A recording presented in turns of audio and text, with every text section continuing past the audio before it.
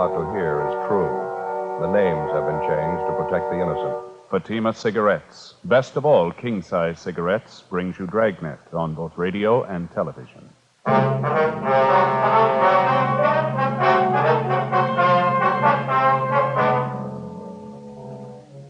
You're a detective sergeant. You're assigned to Wilshire Division, Vice Detail. An informant sends you word about an extortion racket going on in your area. The victim, a bookmaker. The suspect, a police officer. Your job, check it out. Compare Fatima with any other king-size cigarette. Yes, compare Fatima with any other king-size cigarette. 1. Fatima's length filters the smoke 85 millimeters for your protection. 2. Fatima's length cools the smoke for your protection. 3. Fatima's length gives you those extra puffs, 21% longer than standard cigarette size. Fatima gives you more for your money. And in king-size Fatima, you get an extra mild and soothing smoke, plus the added protection of Fatima quality. Buy Fatima in the bright, sunny yellow pack. Best of all, king-size cigarettes.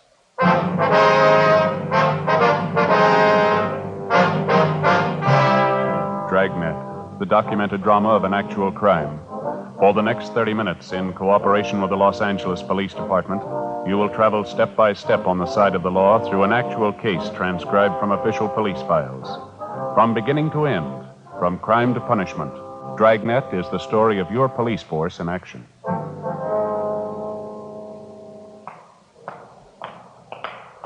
It was Tuesday, October 18th. It was hot in Los Angeles. We were working the day watch out of Wilshire Division, Vice Detail. My partner's Frank Smith. The boss is Captain Hayes. My name's Friday. We were on the way downtown from the office, and it was 9:35 a.m. when we got to the felony section of the main jail, the interview room. Sit down, Mr. Lawrence. Thanks. Got your message when we checked in this morning. What's it about? Well, I finally made up my mind. I've had enough of this. Say, either one of you got a cigarette? I left mine back in the cell. Yeah, sure. Here you are, Lawrence. Oh, thanks. You bet. Here's a match for you. Now, what's the story? What's on your mind? Well, I've been thinking about it most of the night. I didn't get very much sleep. So you remember yesterday? I mean, when you arrested me? Yeah. Well, it's just like I told you then. I'm not trying to kid anybody. I admit it. I've been taking a few bets. It wasn't any big operation, though. You know that. They're just laying off a few bets for my friends, people in the neighborhood. We know all that, Lawrence. We went through that yesterday, didn't we? Yeah, I know. I just wanted to make sure we got it straight. We aren't any big operators. We just ran the bookmaking as a, sideline. Mm-hmm. Business hasn't been too good lately. Had to make it up somehow. I'm sorry, Lawrence. We can't feel bad about it. You were tagged for making book before. You should have learned your lesson. Oh, I know. And I'm not singing the blues. I'm not trying to alibi. I didn't call you down here for that. Well, then, what's this all about? Well, like I told you, I've been thinking about it a lot. I didn't sleep hard at all last night. I finally made up my mind, though. I'm going to get it off my chest if it kills me. All right, what's that? I'm no stoolie. I don't want to get anybody in trouble, but there's one thing I believe in, and that's playing it square, no matter what you do. Just like now, Sergeant, I ain't beating about the arrest. You know that. Well, what are you getting at? What do you want to tell us? Well, all right. Here it is. You know what the record is. I stood a pinch for bookmaking a year and a half ago. I got the thing all squared away, and it came back to my business. I learned my lesson. I didn't want any more trouble, so I laid off the books. All right, fill us in. What about this policeman? I'm getting to it. Just a minute. Hey, I'm sorry. You got another cigarette, please. I'm a little jumpy this morning. Yeah, Lawrence, sure you are. Thanks. Oh, thanks a lot. Well, like I was saying, when I cleared up the last beef, I forgot all about the horses. I was off them for good. The wife made me promise. I wouldn't have anything more to do with them. We'd just run the business, live on what we made, and we'd get along fine. All right, go ahead. Everything was going fine, too. Business wasn't too good, but we made out. Then the trouble started. Yeah. My oldest boy, that's Harry Jr. Mm-hmm. He had an accident on the job, and he broke his hip. I had to help his family out while he was in the hospital. Like I say, the business wasn't making too much money, but we made out, though. No. Then, Go ahead. Yeah, well, then just as soon as Harry got well, the wife came down. Gallbladder. She had to have an operation. Really cost money, Yeah. Well, wife was resting at home. She didn't come down to the store. I started with the books again, just taking a few bets on the side, just a few. Mm-hmm. I didn't really want to do it. Just one of those things, I didn't have anybody to go to. The bills had to be paid. Where does this policeman fit in with this Ray Williams? Well, I'm just coming to it. No. Well, he came in the store. He said he wanted to make a bet. I didn't know him from Adam, so I played careful, I told him I wasn't making books. And then he said he was a good friend of Myra's. Myra, that's a gal who runs a beauty parlor on Crenshaw. She used to make books, but she isn't now. Yeah, we know the spot. Well, when he said that he knew Myra, I figured it was all right, so I took the bet. That's when it started. As soon as he makes the bet, he comes out and says he's a cop working for Vice. I thought he was just kidding, and he flashes this identification. What kind of identification? Bag? What kind of a bag? Well, I don't know. Just a bag. Looked all right. All right, have a look. This one here, was it like this one? I don't know. I didn't get too good a look at it. It might have been something like that. I don't know. You ask for any other identification? You volunteer to show you any? No, I didn't ask for any. I was scared.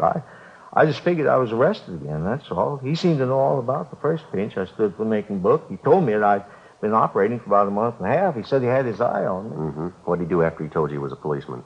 Well, I started to explain to him how the thing shaped up, why I was making books again, how I had to pay up those doctor's bills. I tried to beg off. I told him that I'd quit right now. Then he turns around and tells me I don't have to. What do you mean? Well, that's just what he said. He didn't make sense to me either. And he went on, he told me I was operating in his destiny. He said it'd be okay if I went right along the way I was. He'd see to it that I didn't stand any pinches. Yes, sir. What else did he say? Well, he said he wasn't the only one who'd have to be taken care of. He said there was his partner. And then a couple of guys over him, they'd have to be taken care of, too. He said the juice would cost me $100 a week. I tried to explain to him that. Yeah. Well, I told him that I wasn't operating big. I was just on the side. I said I wasn't making that much a week. All I was doing is about 50. That's all, just 50. Then he said, well, he says, all right, if that's the way you feel about it, I'll just take you down, book you now. Mm-hmm. Well, I told him I didn't want to stand the pinch again, and I'd do the best that I could. So he finally said, I'll give you 2 weeks to go ahead and open this thing up. He said I'd have to do more business because the juice was just going to cost me $100 a week. He didn't care how I got it. This policeman told you to go ahead and open up, huh? For $100 a week, you could go ahead and make book and nobody'd bother you. Yeah. Did your wife ever see this policeman, this fellow Williams? Yeah, she saw him. She saw him a couple of times. She saw me give him the money. Mm-hmm. Well, when did all this start? About the 1st of July. Paid him $100 every week since then. Yeah, I'm almost glad you fellas picked me up, honestly. He was running into the ground. He had me in a bind. You say the man's name is Ray Williams, is that right? Yeah, that's right. You said he had a partner. Did you ever see him? No, I never did. Did Williams ever come in with anybody? Did you ever see him with anybody? Well, no. No matter of fact, I never did. One time I asked him who his partner was. He says, none of my business. What kind of a car does he drive? I don't know. Never came to my place in a car. He always walked. He came on foot. Do you know anything else about him? Where does he live? I don't know. He never told me. He never told me anything, you see? Nothing. Once I asked him what station he was working out of, who his boss was. He got a little hard with me. He told me not to get nosy, not to ask so many questions. Is there anything else you can tell us about Williams? Maybe where he hangs out, people he knows? Anything you figure will help us? Well, he works out Wilshire. You ought to know him. Ray Williams. Yeah, Ray Williams. The policeman. Not in my book. Frank and I continued questioning the prisoner, Harold Lawrence, and he gave us a complete description of the extortionist, the man he knew as Officer Ray Williams. Frank got on the phone, notified the commander of Internal Affairs Division of the latest development, and he advised us to bring the prisoner to his office immediately. We signed Lawrence out of the main jail for investigation and took him to the City Hall, room 37. With the help of Sergeants Lloyd Reiner and Floyd Phillips, we started checking through the personnel files for the suspect. Neither Frank nor myself recognized the name or the description of Williams as given us by Lawrence. The first step was to show the prisoner photographs of every police officer in the department, regardless of rank or detail. He was unable to make an identification. We then showed him photographs of all police officers, retired or otherwise. He failed to identify any of them as Williams. We showed him photographs of all civilian employees of the department. Again, no identification.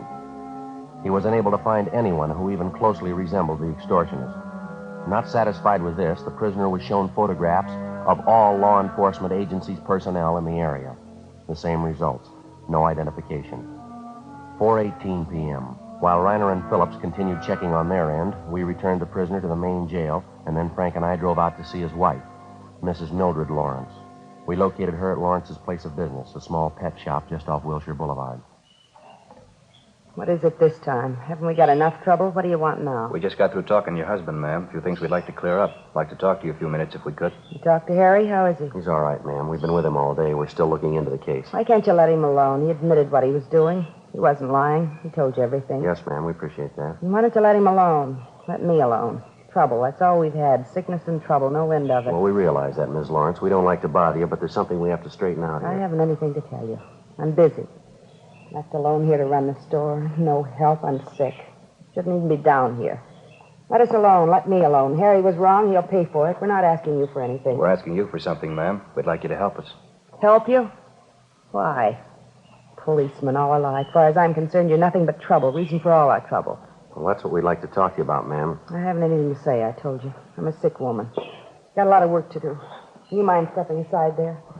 Got this whole bin of dog food to package up. Can't just stand around and talk. Poor little pups have to be fed. Haven't even cleaned their litter yet. We appreciate how you feel, Miss Lawrence. We won't take up too much of your time. Can't you give us just a few minutes, Now, please? you listen to me. I've tried to be nice to you. I've got no reason to either. I could tell you a lot of things about policemen, things you wouldn't want to listen to. You think you're so smart. Maybe Harry was doing wrong, but he's not the only one. I could tell you plenty if I wanted. Well, that's what we're here for, ma'am. We told you we were with your husband all day. Then why don't you let me alone? Talked to one cop already today. I told him to stay away, and you do the same. I told him just what I thought of him. Low-down thief. Who was this policeman you talked to today? You know who he is. He was the same place with you. You big, honest policeman. You never do anything wrong. That Ray Williams ought to be in jail just like Harry is. Ray Williams. Is that the man who was here today? That's what I said, wasn't it? Now, will you get out of here? Now, look, Miss Lawrence, just a minute, please. We talked to your husband, and he told us all about this man, Williams. And why don't you do something about it? Go get him and put him in jail, just like you did Harry. That's what we're trying to do, if you'll just help us. Williams isn't a policeman. What do you mean? Yes, ma'am. That's what we've been trying to tell you. We talked to your husband. He told us the whole story. How can you tell? How do you know he's not a policeman? He's not, ma'am. We're sure of that. Harry said he was.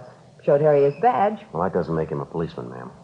We had your husband look at pictures of every officer in this area. He convinced himself that Williams isn't a policeman. Well, if he isn't a policeman, who is he? That's what we want to find out. Will you help us? Mrs. Lawrence? You'll have to excuse me. I didn't mean to be nasty. Just that I've been sick. All this trouble, Harry in jail. Yes, ma'am, we understand that. Now, you say Williams was here today. About what time was that? It was before lunch, about 11:30, quarter to 12, I think. He came here to get money. That's what he always came for. Did he say he'd be back? No, I told him never to come back. Told him Harry was in jail. All the money we gave him, what good did it do? Said I'd go to the city hall if he ever came back. What'd he say to that? He said Harry had to expect an arrest now and then. I told him Harry wasn't going to get arrested anymore. He was through with all that junk. People like him, too. Uh-huh. And then he swore at me. Called me some real nasty names. Told me I'd better keep my mouth shut or I'd get worse than Harry did. Then he went out and slammed the door. Was he driving a car? Did you notice? No, I never saw him in one. Is there anything you know about Williams at all? I mean, anything that would help us locate him, maybe? No, I don't think so. All I know is he said he was a policeman. His name was Ray Williams. Couldn't Harry tell you anything? Maybe he knows. No, ma'am. He couldn't tell us much. Oh, excuse me, please. Yes, ma'am. Lawrence's pet shop. Yes? What's that? Well, what? Hello? He hung up. Ma'am? It was Ray Williams. Said he just drove by here. He saw us. What do you want? Said he saw me talking to you. He knows you're a policeman. Told me to keep my mouth shut. Said if I don't, he's coming back. Yeah? He said he'd kill me. Before we left, we called in and arranged for a 24-hour stakeout on Lawrence's pet shop and also on the Lawrence home. Until the suspect was apprehended, she would be given a 24-hour protection. The next day, we picked up Mrs. Lawrence and brought her downtown to the City Hall, room 23. We went through the same procedure with her as we had with her husband.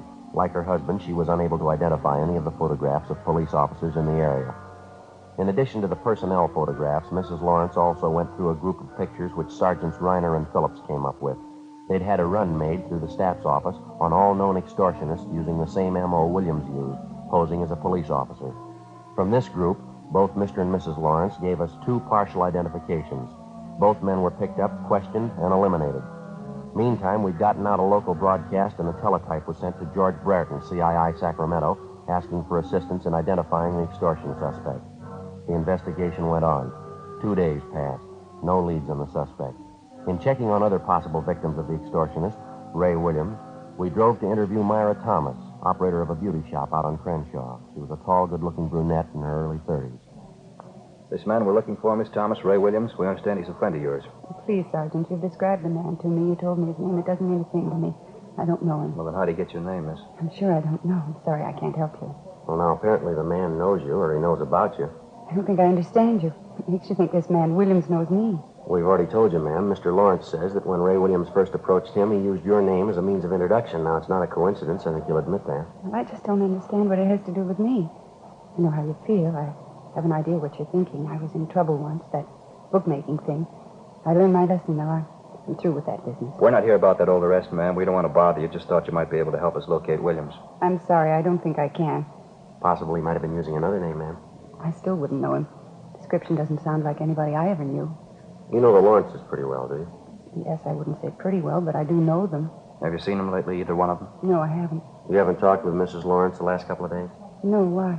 We thought Mrs. Lawrence might have told you what kind of a man this Ray Williams is. What do you mean? What's so bad about posing as a policeman? Well, it's more than that, ma'am. He telephoned Mrs. Lawrence, threatened her if she talked to the police about him. What? Yes, ma'am. He said he'd kill her. Oh, no. Yes, ma'am, that's right. Couldn't be. He wouldn't do a thing like that. Do you know him that well?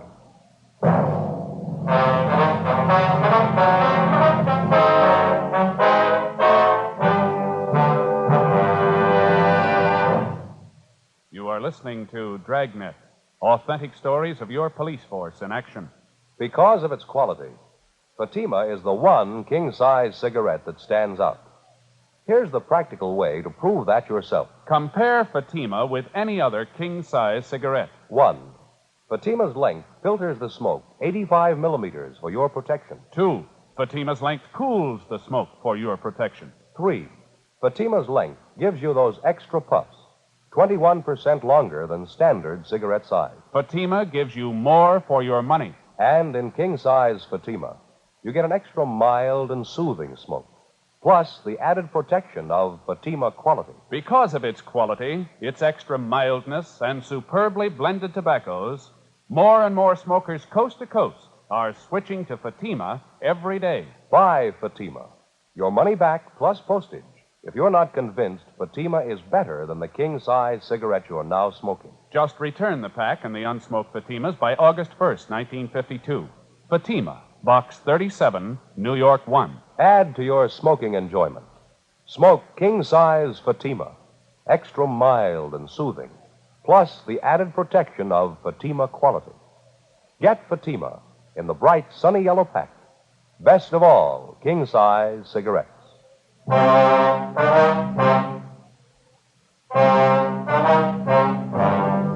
The idea of an extortionist posing as a policeman to obtain money certainly was nothing new. The idea is as old as crime itself. It's one of the most vicious types of extortion in the eyes of law enforcement agencies because so many such cases go unreported to proper authorities by the victims. Usually, the victim is a person of circumstances with something to hide. The extortionist discovers the person's secret by one means or another, and he begins the never-ending process of draining the victim of his last dollar, all under the guise of being a police officer. If the victim's intelligent enough, at the first approach by the extortionist, he takes the matter to the proper authorities. If he isn't, and he's lucky enough eventually to escape the extortion trap, he goes on for the rest of his life believing that a man who was hired to protect him was the source of all his trouble.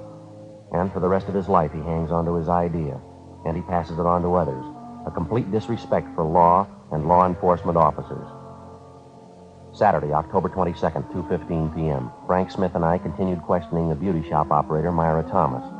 The more we talked with her, the more we were convinced that she was acquainted with the suspect, Ray Williams. In order to convince her of the suspect's viciousness, we drove her over to see Mrs. Lawrence at the pet shop. After their talk, we drove Myra Thomas back to the beauty shop, and she told us the story. Guess I have to admit it. He certainly had me fooled. I thought he was a policeman. You say he showed you his identification, ma'am. I mean, when he first approached you. Yes, he showed me a badge. It looked authentic to me. The way he talked, the things he said. I thought he was a policeman. I really did. Now, you've heard our end of the story, Miss Thomas. You've talked to Mrs. Lawrence. Are you willing to help us now? It won't get around, will it? Won't be in the newspapers? They won't get it from us, no. You won't tell my husband, will you? He doesn't have to know all about this. No, ma'am. Not unless you want him to. Well, I don't. We're not getting along too well as it is. Williams is the trouble, too. Guess I should have told you when you first asked me. What's that, miss? Just like the Lawrences, I was paying him off, too. A lot longer than the Lawrences. Every week I paid him, and I couldn't tell anyone. Couldn't even tell my husband. What's that, ma'am? Guess I thought I was smart. The bookmaking thing, I mean. Started taking a few bets from the girls in the shop. Just small ones. I didn't mean anything by it. And Miss Williams came in one day. Said his girlfriend made a bet with me, and he wanted to place one, too. Mm-hmm. Did you take it? Yes, like I told you, I thought I was smart. As soon as I took the bet, he showed me the badge, told me he was a police officer. That's when it started. Same thing, just like the Lawrences. How about after you were arrested, Miss Thomas? What happened with Williams then? Oh, after I got it settled, Williams came back to the shop again. I told him then I was through with the horses. Wouldn't have anything to do with it again. After that, I didn't see him for a while. I sure was glad. You've seen him since? You know where we can locate him now? Oh, no, I don't. I have seen him since, though. You promised me my husband won't know about this. You give me your word. Miss Thomas, if you don't want your husband to know about this, it's your business. He'll never hear it from us. It's got to be that way, believe me. I love my husband. Ray Williams has caused us nothing but trouble. Can't tell you the worry he's caused me. I mean, besides all the money I paid him, too. You mean you're still paying him? Yes, that's right. Every week. You don't know how low that man is. I can't begin to tell you. I thought he was a policeman. Well, why are you still paying him off, ma'am? You mind telling us that? No, I guess I don't mind. I've gone this far. All right. It was while my husband and I were separated. We had a fight. We were separated. Started going out on dates. Nothing serious. One night I was out with a fella from out of town. Nice fella. This Ray Williams saw me and the fella sitting in the car. Parking lot right in back of the bar. We were necking. Williams come by and he knew that I saw him. I see. There wasn't anything wrong, really. I love my husband. He wouldn't understand about the fella that night, though. I mean, if Williams ever told him. That's what he's been holding over your head, Henry? Yes, it's more than a year now. I paid him every week. I'll tell you the truth, Sergeant. I can't go on much longer. I can't. Well, you don't have to worry about it anymore. Just help us locate the man. That's all you have to do now. Well, I don't know where he lives, but I know he's going to contact me. He always does. And that's what we'd like to know. How does he contact you? He phones usually once a week, maybe every other week. Calls me and tells me to meet him someplace and bring the money, $50 every week. And you have a regular time that he calls you? No, almost any time. It's never the same day, never the same place I meet him. I haven't heard from him in over a week now. He should be calling pretty soon, I guess. Mm-hmm. Usually call here, or does he phone you at home? Both places. He seems to know where to reach me. I don't know what I'm going to do this time. I just don't know. Ma'am? I haven't got the money for him. I'm broke. $4 or $5. That's all I have. Well, don't worry about it. But he's going to want his payoff. You know that. What am I going to do? This time it's on us. Before we left Myra Thomas at the beauty shop, we had a definite understanding that as soon as she heard from the extortionist, Ray Williams, she was to call us immediately, any time of the day or night. Then we called the office and made arrangements for stakeouts to be placed both at the beauty shop and at Myra Thomas's home in case Williams decided to contact her in person. The Thomas woman was given a plain envelope containing $50 in marked bills, which she was to hand over to the suspect the next time he demanded his regular payoff. 2 days went by. Tuesday, October 25th. No word on the suspect. Thursday, the 27th. Still no word. Saturday morning, October 29th. I got it. Right. Vice detail, Smith. How's that? Oh, yeah. I see. Hold on, huh? Pencil, Joe? Yeah, here you go. Over that place again? Okay. The time? Yeah, surely. About half an hour. Yes, ma'am. We'll be there. Goodbye. What do you got, Frank? Anything? Yeah, Myra Thomas. Yeah? He wants to see us. I told her we'd be over in about half an hour. What's the deal? Williams called her. He wants his money. 11:15 a.m. Frank and I got in the car and drove out to see Myra Thomas at her apartment. She told us that the suspect, Ray Williams, had telephoned her shortly before 11 o'clock that morning and set up a date to meet her for his regular payoff at 10 o'clock that night. The designated meeting place was a small nightclub out on Santa Monica Boulevard. The Thomas woman was to meet Williams at the bar. We told her to get there a few minutes ahead of time, and if she happened to spot Frank and I in the nightclub, she was to give no sign of recognition. As far as the actual payoff was concerned, we instructed her to hand over the envelope containing the money to the suspect when he demanded it, without any argument. Shortly after 9 o'clock that night, Frank and I entered the nightclub and got a table directly adjoining the bar. It was a modernistic affair, lighted from below with a blue fluorescent lamp. A 4-piece orchestra was playing at the rear of the place. Nobody was dancing. Only a few of the tables were occupied, but the bar was doing a good business. We waited. 9:30, 9:45. We spotted Myra Thomas as she entered the club. She went to the far end of the bar, sat down on one of the stools, and ordered a highball. 9:50, 10 p.m. We kept waiting. 10:15, 10:30. Still no sign of the suspect. We watched Myra Thomas order another highball. Getting late, Joe. Yeah, what time you got? 25 to 11. Joe, Huh. just came in, coming this way, gray suit. Yeah, What do you think? Well, the description fits, doesn't it? Yeah, must be. Going up to Miss Thomas, talking to her. All right. He's got the envelope. All right, just a minute. Let's give him room. He's leaving. Going for the front door. What do you say? All right, let's go. Not wasting any time. Come on, let's hurry. Down the street. Come on. All right, mister, hold it. What's the matter? What do you want? Police officers would like to talk to you. Me? What about? What's the matter? You got your identification? Well, sure, right here. What do you want? We'd like to look at it. Oh, sure, here you. Oh, excuse me. That's your badge? Oh, no, it's nothing. Where'd you get that phony badge? Friend of mine? Why, what's the matter? What do you got in your right-hand pocket? Well, nothing, just an envelope. Why? Is there money in that envelope? What'd you say? I said, is there any money in that envelope? Currency. Yeah, I think so. Why? What's the difference? You know the serial numbers on the bills in that envelope? Look, I don't know what you mean, serial numbers on the money. What are you getting at? You got 7 pieces of paper money in that envelope. 3 $10 bills and 4 5s. Yeah, what about it? Extortion, mister. You know the pitch. Now, come on, let's go. Now, hold it. Wait a minute. Let's get this straight, huh? So I got an envelope in my pocket. Ordinary envelope. That's supposed to make me a criminal? No, no more than that badge makes you a cop. Come on.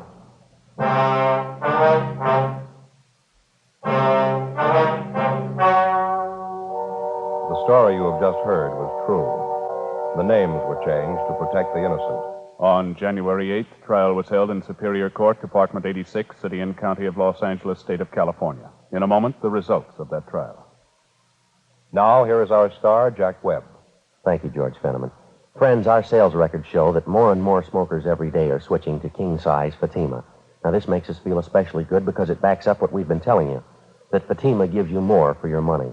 No other king-size cigarette can match Fatima quality. When you buy your first pack and compare them with the cigarette you've been smoking, you'll notice Fatimas do have a better flavor and aroma, and you'll like their extra mild and soothing smoke. Next time, buy Fatima. Best of all, king-size cigarettes.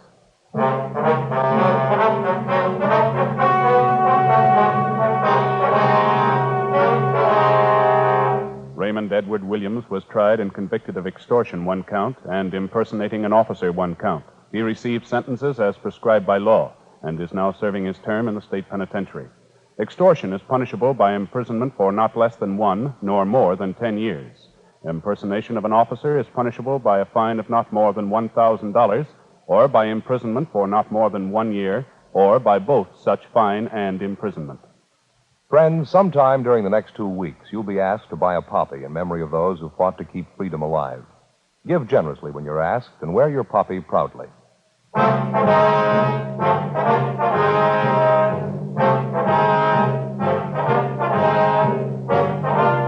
You have just heard Dragnet, the series of authentic cases from official files. Technical advice comes from the Office of Chief of Police W.H. Parker, Los Angeles Police Department. Technical advisors Captain Jack Donahoe, Sergeant Marty Wynn, Sergeant Vance Frazier. Heard tonight were Herb Ellis, Vic Rodman, June Whitley. Script by Jim Moser. Music by Walter Schumann. Hal Gibney speaking. King-size Fatima, made by the same people who make popular Chesterfield cigarettes, has brought you Dragnet, transcribed from Los Angeles.